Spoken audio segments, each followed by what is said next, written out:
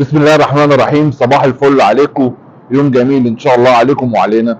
كلمتين عن ماشي. طبعا عندي 3 مواضيع كده عايز اتكلم فيهم معاكم النهارده. 3 مواضيع بيخصوا القندوسي وزيزو واسامه الادريسي. طبعا نبتدي بالقندوسي.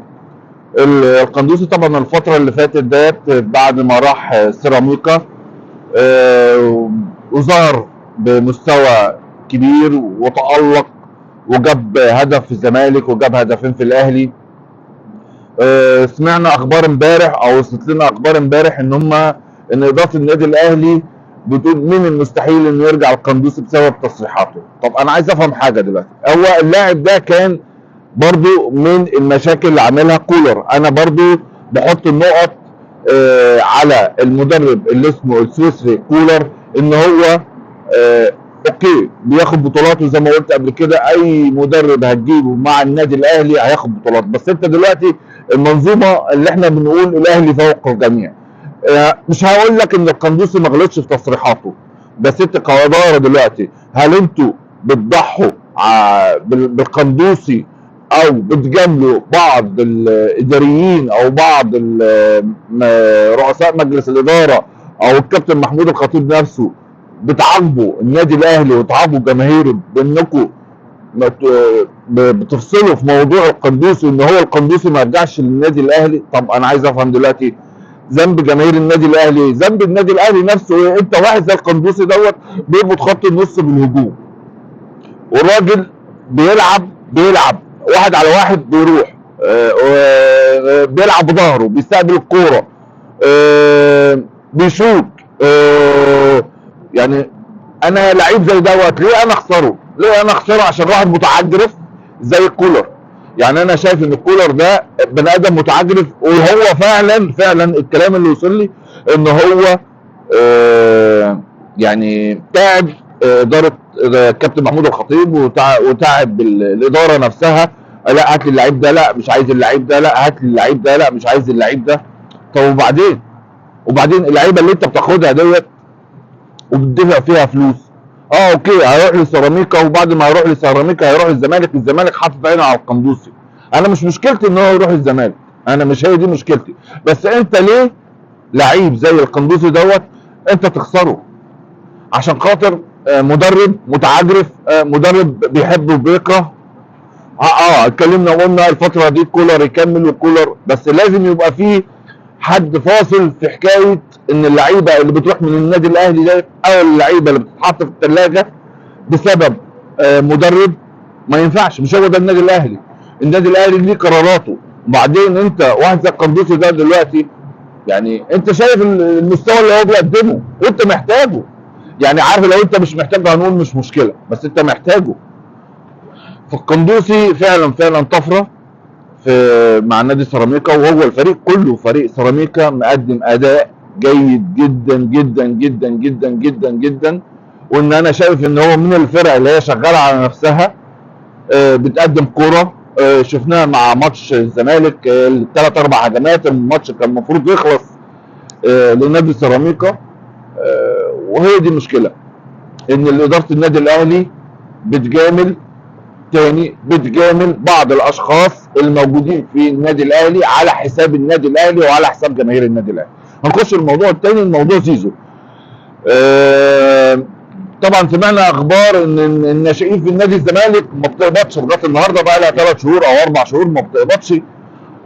فالشباب بتسال يعني احنا عايزين نقبض كده. لا معلش احنا بنجمع فلوس زيزو. يا جماعه انتوا بتهرجوا. يا جماعه انا عايز افهم دلوقتي، زي ما احنا دلوقتي انا بطلع انتقد اداره النادي الاهلي، بطلع انتقد اداره نادي الزمالك، ولازم يحطوا حد للمهزله دي. لعيب مش هنقول مستواه عالي جدا، لا معقول، بس هو الوحيد اللي ظاهر في نادي الزمالك عشان ما فيش غيره. زيزو انت بتطلب من النادي الزمالك ان هو يديك في السنه 100 مليون. بأمارة ايه؟ خد الكونفدراليه، خدت من سنتين دوري. يعني انا عايز افهم، انت بتطلب 100 مليون جنيه، وصلوا دلوقتي ان هم هيدوك 50 مليون، و25 مليون هيدفعهم عباس عشان خاطر اعلانات والكلام ده.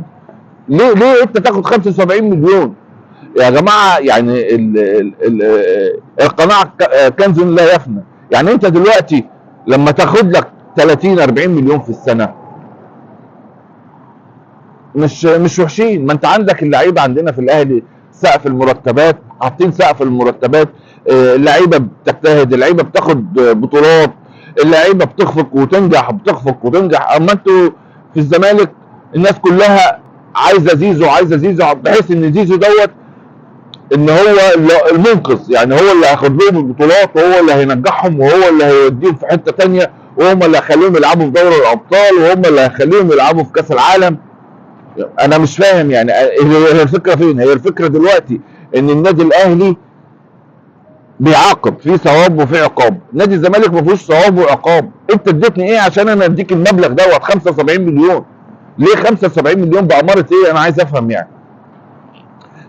انا شايف انه لعيب، مش هنقول ان هو لعيب عادي، لا لعيب احسن من العادي شويه، بس ما توصلش بيه المرحله ان هو ياخد المبلغ ده. الله، انا ما ببصش على الرقم كرزق ليه هو، انا بتكلم على ظروف البلد، وبتكلم على ظروف اللعيبه، وبتكلم على اوضه اللبس بتاعت نادي الزمالك. لما الاقي واحد بياخد 75 وواحد بياخد زي حسام بياخد 2 مليون، ايه يا جماعه؟ ايه الفرق ده؟ ما هو هي دي مشكله اداره نادي الزمالك. هي اداره نادي الزمالك عايزه توقع زيزو وترضي زيزو عشان خاطر ان جماهير النادي الزمالك للاسف بتقول ان هي ديت احنا كده انجزنا انجاز كبير، وان زيزو ما يروح الاهلي ولا القندوسي يروح الزمالك، ولا ايه المشكله؟ ما هي اللعب، اللعيبه كلها بتروح كل الدوريات اللي في العالم احتراف.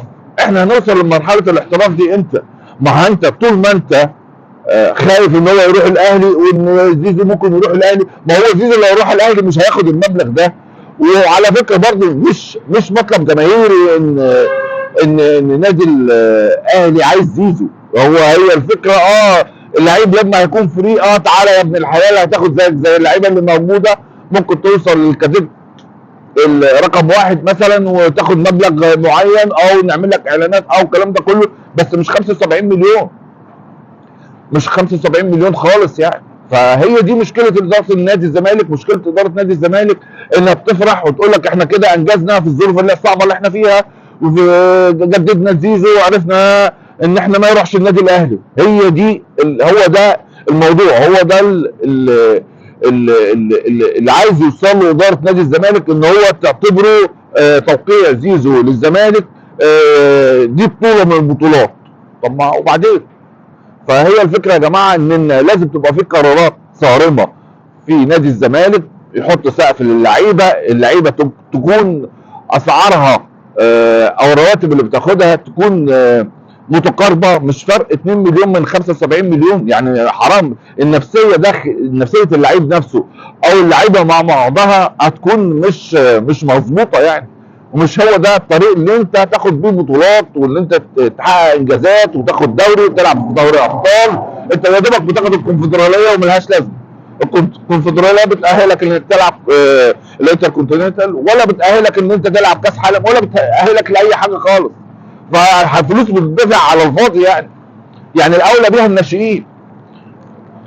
موضوع بقى ان اسامه الادريسي سمعنا من الاخبار امبارح ان بعض القنوات وبعض الشباب اليوتيوبر ربنا يديهم الصحه، شباب يجتهد يعني، واتكلموا على اسامه الادريسي القيمه التسويقيه بتاعته 7 مليون يورو. 7 مليون يورو يعني 350 جنيه، 350 مليون جنيه. هو بياخد المرتب السنوي بتاع 650 الف جنيه. وسمعنا ان النادي الاهلي ابتدى ان هو يتفاوض مع الادريسي. طبعا الادريسي احنا شفناه في حتى في اخر ماتش لعبه مع ريال مدريد، لا عنده ثقه وما بيهبش وبيروح على الجون. وانا شايف ان هو هيبقى اضافه للنادي الاهلي، بس ما يرجعش تاني بقى استاذ كولر اللي انا لغايه دلوقتي الصراحه يعني لا انا شايف ان هو بقيمه النادي الاهلي، ولا انا شايف ان هو بيضيف حاجه للنادي الاهلي. فيا رب يا رب يكون الادريسي دوت اضافه للنادي الاهلي. وهو طبعا بياخد 650 الف دولار، يعني لو النادي الاهلي اداله 800 اداله 900 وفرق 200 الف في السنه، طبعا هتفرق معاه. وانا سمعت ان هو مرحب بحاجه زي كده. اخر موضوع عايز اتكلمكم فيه، طبعا انا بشكر الشباب اللي هي بتدعمني، الشباب اللي هي بتتابعني، الشباب اللي هي بتعمل سبسكرايب للصفحه للبيج عندي على اليوتيوب، وفي نفس الوقت محتاج دعم اكتر عشان فيديوهاتنا تظهر اكتر، وعشان يبقى دعم لينا يعني.